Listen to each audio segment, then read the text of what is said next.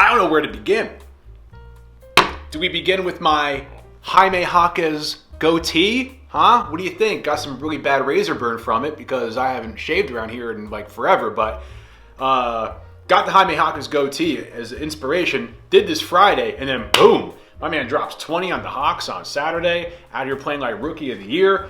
You got Bam playing like an MVP. You got Duncan out here just giving that French kid nightmares. 5-game win streak. Last season, our best win streak was 4 games, and we're 10 games in or whatever, and already have a 5-game win streak. And Jimmy's not even trying yet, and we have no Tyler. Kyle didn't even play. We haven't had Caleb yet. I'm feeling good. Kevin Love back in the rotation. We love Thomas Bryant, and Thomas Bryant went in there, played a few minutes, did well, but Kevin Love, man, 12-point third quarter, beautiful. Josh Richardson is finally playing well. I was a little harsh on him last video. Everybody was harsh on him. But we're seeing how Josh, in the right position, used in the right way, in the right rotations and all that kind of stuff, how valuable he can be. Drew Smith, to everybody's surprise, is doing pretty damn well. He had 12 points. There's so much.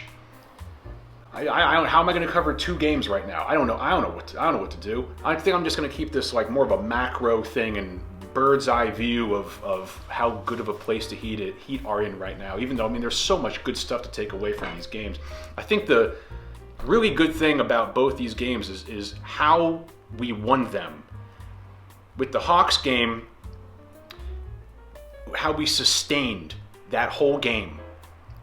You know, it's not that easy to sustain that 8 to 12 point lead, especially with the way that we've been playing, and especially in fourth quarters. We finally didn't have a fourth quarter meltdown, but I just loved how we sustained that lead that whole Hawks game and didn't blow it, and we toughed it out, and that's so great. And then the Spurs game, how we were behind pretty much most of the game, started off bad, was playing catch up, and then just toughed it out and grinded it out in the defense in those last 3-ish or so minutes of that Spurs game. My God, was that beautiful to see. A couple other observations from these 2 games that I want to shed light on are the amount of times that we're getting to the free throw line.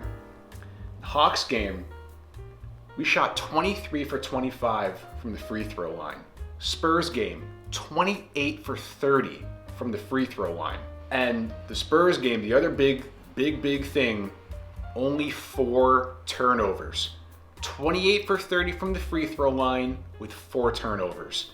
And that is how you absorb a team that hits 19 3-pointers. And the Hawks game, they hit 18 3-pointers. So for the sake of time, I'm not going to go into the nitty-gritty of these last 2 games. I'm just going to talk about each individual player, I guess, and just kind of what we're seeing from them. And first, let's start with Bam. These last 4 games, I mean, he's one of the best players in the NBA right now. I mean, he's got to be like top 5, right? I mean, I'm trying to be unbiased with that, but I mean, these numbers. You got the Lakers game against Anthony Davis. I know we got hurt, but still, pretty much a triple-double. 22, 19 rebounds, 10 assists.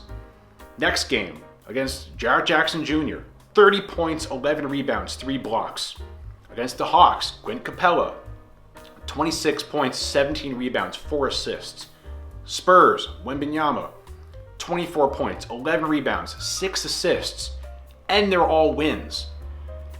I mean, this is huge stuff that we're seeing from Bam. How the offense runs through him, his defense, his aggressiveness, his leadership. Every single season, he's taken his games to another notch and another notch and another notch. Jimmy, out against the Hawks game, glad everything seems to be all right. He's back this game. The scary thing about this team is that, you know, Jimmy Butler, you can make a strong argument that Jimmy Butler really hasn't had a big Jimmy game. I guess the Lakers game. Other than that, you know, it's been kind of like not even regular season Jimmy. And he hasn't been bad. He's just on that like cruise control Jimmy that every once in a while, like in the Spurs game, has that mean and one dunk and that beautiful, like that kind of turnaround baseline fadeaway around like 3 minutes left that he hit.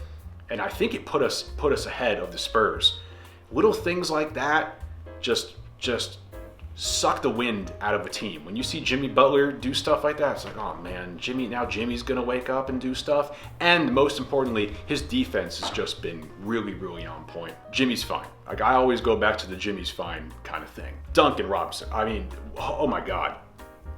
Where do you begin with Duncan? I mean, I know Duncan wasn't that great in the Hawks game, still had moments, but my goodness, I don't know what was going on with him in that San Antonio game, but my God, 26 points, 5 rebounds, 4 assists, 8 for 16 from the field, 4 for 7 from 3. Cooking Wembanyama, he's taking the ball to the basket, he's shooting threes in Wembanyama's face.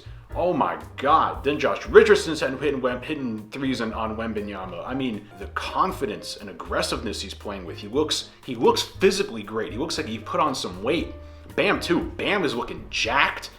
Duncan looked like he definitely put on some weight. Tyler looks like he's put on some weight. I mean, they look physically, they look strong and great. It's great to see. Duncan playing like a most improved player. You got Jaime playing like a rookie of the year. Haywood, great game against the Hawks. I don't care that Haywood didn't play that great against the Spurs because we're 5-0 with Haywood starting. Basically, I have nothing but praise for everybody. I love this team right now. I love that I talked about this in other videos, that we have all these great puzzle pieces, and when the puzzle pieces are finally starting to come together and we play Miami Heat basketball and we play like a team, we play cohesive, we play with purpose and play basketball the right way and all that stuff you always hear about, when we figure it out, this is a good basketball team. I'm telling you right now, we have serious depth. And as great as the Nuggets are and the Celtics are and all that stuff, in my opinion, they lack depth. And the most obvious person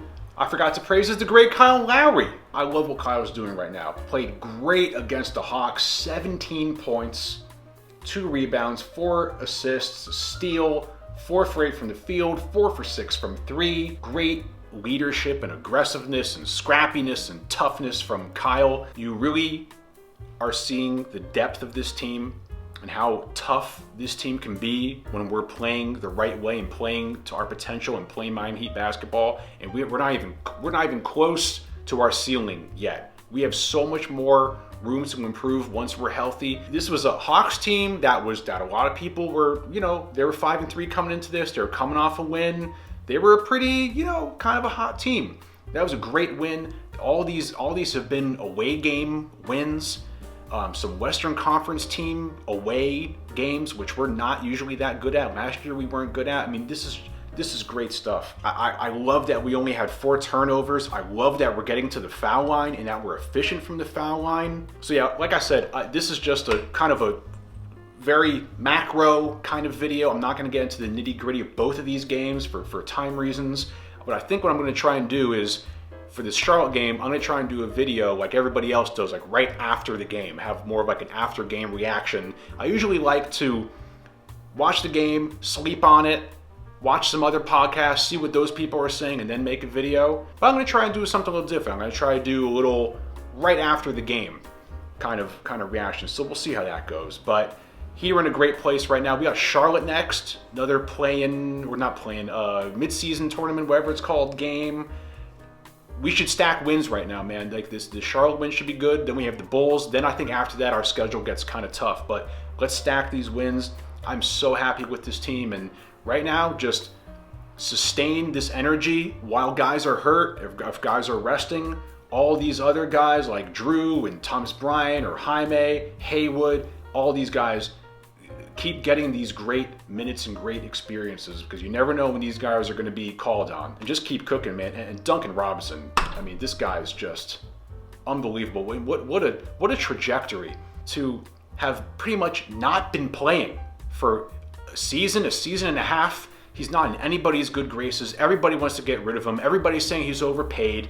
And all of a sudden, and it's probably just all the hard work he's been putting in the off season, last season, And you see him come in the playoffs last year and this whole season and just add so much to his game, so much versatility, the dribbling, the confidence, the ball handling, taking guys off the dribble, cutting, passing, everything. Even his defense has improved. That's about it. I think this Heat team is in a great place right now. The depth is great. I'm not scared of anybody in the East. The Heat have enough. We have enough. That's I want to end on this, is that the Heat are deep, the Heat have enough.